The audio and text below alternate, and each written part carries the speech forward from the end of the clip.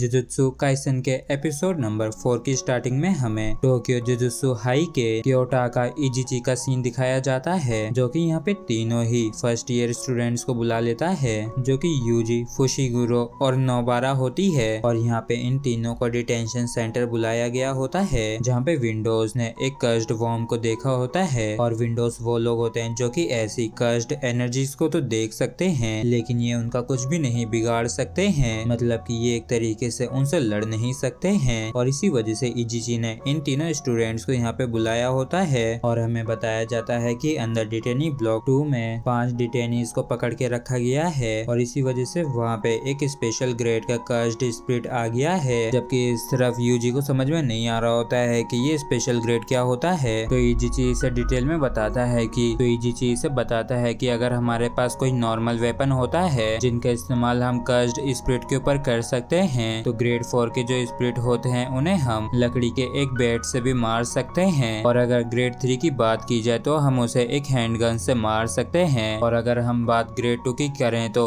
उसकी ऐसी तैसी तो हम शॉटगन से भी कर सकते हैं। लेकिन जब बात ग्रेड 1 पे आती है तो उसे हराने के लिए एक आर्मी टैंक भी कम पड़ेगा। लेकिन अगर हम स्पेशल ग्रेड के कर्स्ड स्पिरिट की बात करें तो अगर तुम लोग उनके पैरों के नीचे डायनामाइट बॉम्ब्स भी लगा दो तब भी उन्हें कोई भी फर्क नहीं पड़ेगा। और अगर कभी भी तुम्हारा स्पेशल ग्रेड के कर्स्ड स्पिरिट से सामना होता है तो तुम लोगों के पास सिर्फ 2 ही रास्ते होते हैं। पहला ये कि तुम वहाँ से दुम दबा के भाग जाओ या फिर उसके हाथों मरो, क्योंकि इसके अलावा तुम कुछ और नहीं कर सकते हो। और तुम लोगों का ये मिशन है कि तुम लोगों को अंदर जाना है और कंफर्मेशन करना है और जितने भी लोग वहाँ पे जिंदा हैं उन्हें बचा के बाहर लाना है। जबकि साइड में एक औरत अपने बच्चे को बचा के लाने के लिए कह रही होती है, क्योंकि उस डिटेनी ब्लॉक के अंदर इसके बेटों को भी पकड़ के रखा गया था। और इस चीज को सुन के यूजी और भी ज्यादा मोटिवेट हो जाता है और ये कहता है कि ठीक है, हम सभी की जान बचाएंगे। तो मेगुमी और नोबारा कहती है कि हाँ, हम यहाँ पे इसी के लिए तो आए हैं। जबकि इस तरफ इजिची एक कर्टन बना देता है और कर्टन एक ऐसा स्पेल होता है जो कि कुछ समय के लिए एक एरिया को बाहरी दुनिया से अलग कर देता है। और एक तरीके से आप लोग इसे एक बैरियर भी कह सकते हैं। और मेगुमी अपने एक डिवाइन डॉग को यहाँ पे बुला लेता है और बताता है कि अगर हमारे पास कोई भी कर्स्ड स्पिरिट आता है तो ये हमें बता देगा। और जब ये लोग अंदर जाते हैं तो ये सभी ही काफी ज्यादा चौंक जाते हैं, क्योंकि ये लोग एक कर्स्ड स्पिरिट के इननेट डोमेन के अंदर आ गए हैं। और इननेट डोमेन एक ऐसी जगह होती है जो कि एक कर्स्ड स्पिरिट खुद बनाता है। और यूजी और नोबारा ये दोनों ही काफी ज्यादा डर जाते हैं और इन्हें बिल्कुल भी समझ में नहीं आता है कि ये लोग कहाँ आ गए हैं और इनके साथ क्या होने वाला है। जबकि मेगुमी को अपने ऊपर और अपने डिवाइन डॉग्स के ऊपर पूरा विश्वास होता है कि वो किसी भी खतरे से इन लोगों को बचा लेगा और पहले ही बता देगा। और इसके अलावा इसके डॉग्स को वो रास्ता भी याद है जिससे ये इस डोमेन के अंदर घुसे थे, तो वो इसकी मदद से आसानी से बाहर भी निकल सकते हैं। और इस चीज को सुन के यूजी और नोबारा ये दोनों ही काफी ज्यादा खुश हो जाते हैं। और जब ये तीनों आगे बढ़ते हैं तो इन्हें कुछ इंसानों की लाशें मिलती हैं। और तभी यूजी को यहाँ पे एक ताडाशी नाम का एक जख्मी लड़का दिखता है और ये वही लड़का होता है जिसके लिए वो औरत बाहर रो रही थी। और इतादोरी कहता है कि हमें इसकी बॉडी को अपने साथ बाहर लेके जाना चाहिए, जिससे उसकी मॉम के पास कम से कम इसकी बॉडी तो होगी। लेकिन फुशिगुरो इसके लिए पूरी तरीके से मना कर देता है। और मैं जानता हूँ कि तुम हमेशा सभी की जान बचाने के बारे में सोचते हो, लेकिन ऐसे इंसान को बचाने का कोई भी मतलब नहीं है जो आगे चल के किसी और इंसान को नुकसान पहुँचाए। क्योंकि ये जो तडाशी है, क्योंकि इसे एक मकसद के लिए ही इस डिटेंशन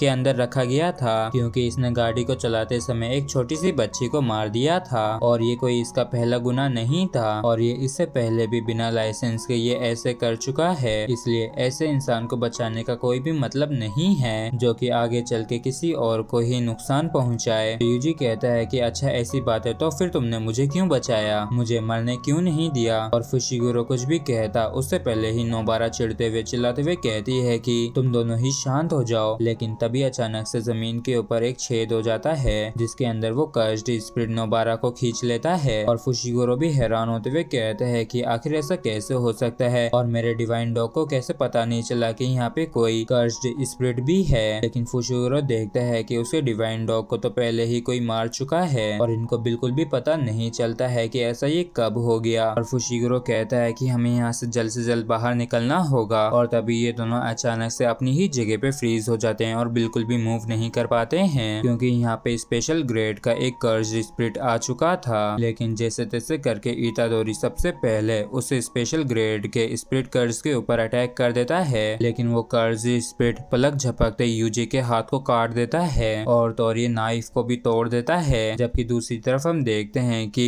नोबारा एक अजीब सी जगह पे आ गई होती है जहाँ पे बड़े बड़े मास्क के रूप में कर्जेस होते हैं, जबकि इस तरफ फुशिगिरो अपने नियो का इस्तेमाल करके यहाँ से भाग निकलता है और ये कहता है कि इतादोरी और नोबारा प्लीज मरना मत। और फिर हमें फुशिगिरो के यहाँ से भागने से पहले का सीन दिखाया जाता है जहाँ इतादोरी सुकुना से कहता है कि प्लीज मेरी मदद करो, लेकिन सुकुना इसकी मदद करने से इनकार कर देता है और वो स्पेशल ग्रेड कर्ज भी इनके ऊपर हमला कर देता है और ये किसी तरीके से इसके एनर्जी ब्लास्ट से तो बच जाते हैं, लेकिन फुशिगिरो उसकी पावर को देख के दंग रह जाता है और यूजी मेगुमी से कहता है कि तुम यहाँ से भाग निकलो और नोबारा को ढूंढो और उसे लेके यहाँ से निकल जाना। जबकि इस तरह मेगुमी अपने दूसरे डिवाइन डॉग का इस्तेमाल करके नोबारा को ढूंढना शुरू कर देता है, जबकि दूसरी तरफ नोबारा की सभी कीलें खत्म हो गई होती हैं और ये यही सोचती है कि इसे और भी ज्यादा कीलें लानी चाहिए थी। और क्योंकि इस तरफ यूजी को कर्ज्ड एनर्जी इस्तेमाल करना नहीं आता है और वैसे तो इसके पास वो नाइफ था लेकिन वो भी टूट चुका है और उसके अंदर भी कर्ज्ड एनर्जी है, तो ये यही कहता है कि इसे उस कर्ज्ड एनर्जी को इस्तेमाल करना नहीं आता है। जबकि इसके सामने जो इसका दुश्मन होता है उसकी कर्ज्ड एनर्जी हद से ज्यादा स्ट्रॉन्ग होती है और इतादोरी इसकी कर्ज्ड एनर्जी को रोकने की कोशिश करता है, लेकिन ये इसके सामने इमोशनली और फिजिकली काफी ज्यादा कमजोर होता है। और फिर हमें डोमेन की दूसरी तरफ का सीन दिखाया जाता है जहाँ पे